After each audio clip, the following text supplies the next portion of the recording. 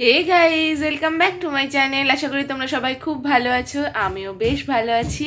তো আজকে ব্লগটা রেগুলার ওই ব্লগের মতো না, আজকে ব্লগে আমি তোমাদেরকে দেখাবো 6 টাইপস অফ বেবি ফুড, যেগুলো 6 মাস পর থেকে তোমরা তোমাদের ছোট বাচ্চার জন্য স্টার্ট করতে পারো। আসলে প্রথমবার যখন মা হই আমরা, তারপরে যখন সেটা তো একটা এক্সাইটমেন্টের ব্যাপার, তারপরে যখন বেবি 6 মাস পরে সলিড শুরু করা হয়, তখন যে কি খাওয়াবো কি না খাওয়াবো সেই নিয়ে থাকে বিরাট একটা টেনশন। তো সেই টেনশন থেকে আমি অনেক কিছু দেখে অনেক কিছুটা হলেও শিখেছি এখন। চলো বেশি বক বক করবো না, আজকে তোমাদেরকে 6টা স্পেশাল খুব ভালো অ্যান্ড হেলদি রেসিপি তোমাদের সঙ্গে শেয়ার করি। প্রথমেই বলে নিই, এই যে সাউন্ডটা আসছে এর জন্য অনেক অনেক ক্ষমা প্রার্থী, কারণ আমাদের বাড়িতে একটু কাজ চলছিল যার জন্য এত সাউন্ড হচ্ছিল, তো সরি। প্রথমেই এই 6টি রেসিপির মধ্যে 2টো ব্রেকফাস্ট, 2টো লাঞ্চ এবং 2টো ডিনার করার আমি চেষ্টা করেছি। তো প্রথমে সকালবেলা আমি দিয়েছিলাম ব্রেকফাস্টে, ফার্স্ট ব্রেকফাস্ট সেটা হচ্ছে কলা আর সাথে ব্রেস্ট মিল্ক, যেহেতু ও ব্রেস্ট মিল্ক খায় তাই জন্য ব্রেস্ট মিল্ক। আর যারা কম বাইরের ফর্মুলা মিল্ক খায় তারা ফর্মুলা মিল্ক দিয়ে এরকম কলা তোমরা মিক্স করে নিতে পারো।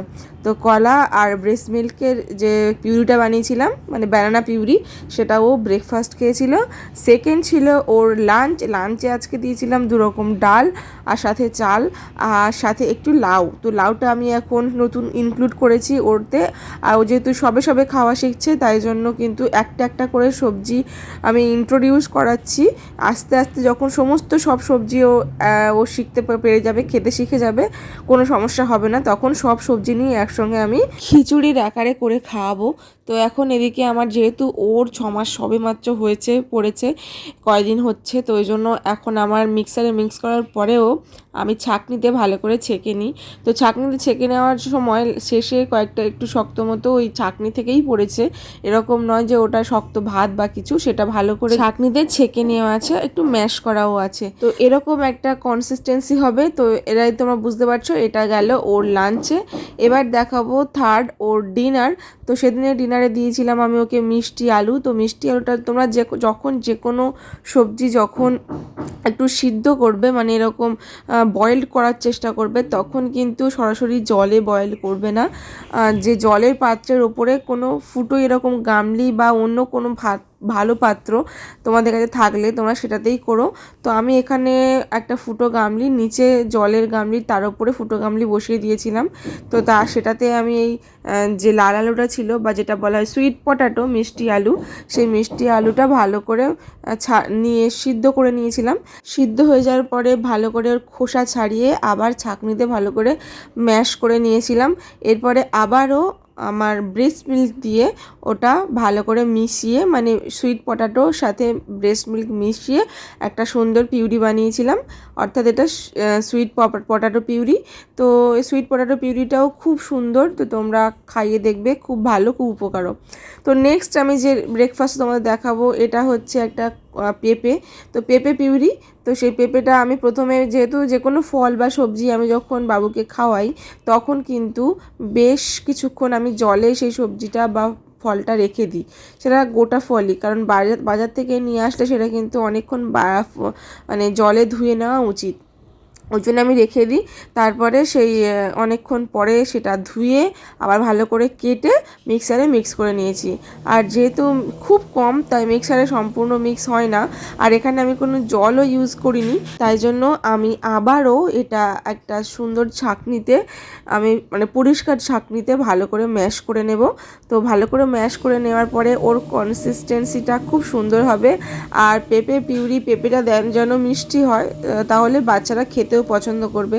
না হলে অনেক সময় হয় কি, পেঁপে মিষ্টি না হলে বাচ্চারা খেতে পছন্দ করে না। আর তোমাদের যদি কখনো এই মিষ্টি খাওয়ানোর খুব ইচ্ছা হয় যে বাচ্চাকে কোনো একটা খাবারের সঙ্গে মিষ্টি যদি ইউজ করা যেত, তাহলে কিন্তু চেষ্টা করো খেজুরটা খাওয়ানো। অন্য খেজুরের যে মিষ্টত্বটা আর কি, সেটা তাও ভালো, কিন্তু চিনি এখন না, 2 বছর তো একদমই নয়।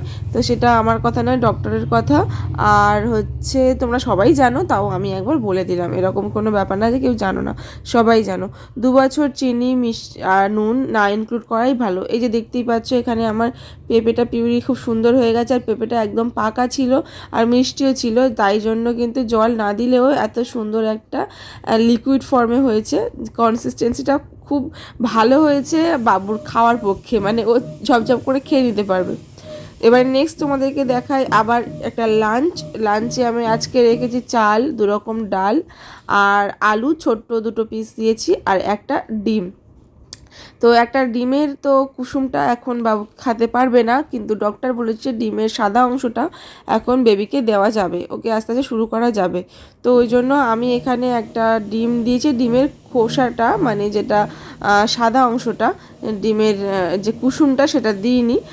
সে সাদা অংশটা সাথে ওই চাল, 2 রকম ডাল আর একটু অল্প আলু দিয়ে ভালো করে মিক্সারে মিক্স করে নেওয়ার পরে একটু ছাঁকনি দিয়ে ছেঁকে নিই। লাঞ্চ তো রেডি আজকে শেষ, অর্থাৎ 6 নম্বর যে রেসিপিটা তোমাদের দেখাবো, এটা ডিনারেও খাওয়াতে পারো, এটা সকালবেলা ব্রেকফাস্টেও খাওয়াতে পারো। তো সকালবেলা বা বিকেলবেলা যখনই খাও না কেন, তো আমার 6 নম্বর রেসিপি এটা হচ্ছে সুজি। তো সুজিটা আমি বিভিন্ন প্রসেসে করি, আজকে একটা অন্য প্রসেসে করেছি, সেটাই তোমাদেরকে দেখাবো। এখানে আমি সুজিটা নিয়ে নিয়েছি এবং শুকনো একটা তাওয়াতে সেখানে আমি ভালো করে একটুখানি গরম করে নিয়েছি, রোস্ট করে নিয়েছি। এরপরে যে জলটা ইউজ করেছি সেই জলটা কিন্তু ফোটানো জল, আমি যে জল বাবুর জন্য ফুটিয়ে রাখি সেই জলই কিন্তু ওর খাবারে আমি ইউজ করি। আর এখানে নিয়েছি একটা খেজুর, আর খেজুরটা ভালো করে আমি ওর গায়ে যে খোসাগুলো ছিল সেগুলো ছাড়িয়ে নিয়েছি, সাথে ওর দানাটাও ফেলে দিয়েছি। আর এদিকে ওই যে সুজি ছিল, সুজিটা একদম ফোটার সময় ওটা দিয়ে দিয়েছি, কারণ ওটা সিদ্ধ হওয়ার পরে ওটা আমি ভালো করে ম্যাশ করে নেব। আর সুজিটা যখন নামিয়েছিলাম তখন হালকা হালকা একটু পাতলা ছিল, কারণ সুজি কিছুক্ষণ আবার বাইরে রাখলে ঠান্ডা হতে দিলে আর একটু ঘনত্ব বেড়ে যাবে। তো ওই জন্য এদিকে যে খেজুরটা নিয়েছিলাম সেটা ভালো করে ছাঁকনিতে ম্যাশ করে নিয়েছি আর সুজির সঙ্গে মিশিয়ে নিয়েছি। এই যে ওর কনসিস্টেন্সি। রেসিপিগুলো কেমন হয়েছে অবশ্যই জানাবে, আর নেক্সট আরও অনেক রেসিপি তোমাদের সঙ্গে শেয়ার করব, তোমরা দেখতে থেকো। টাটা।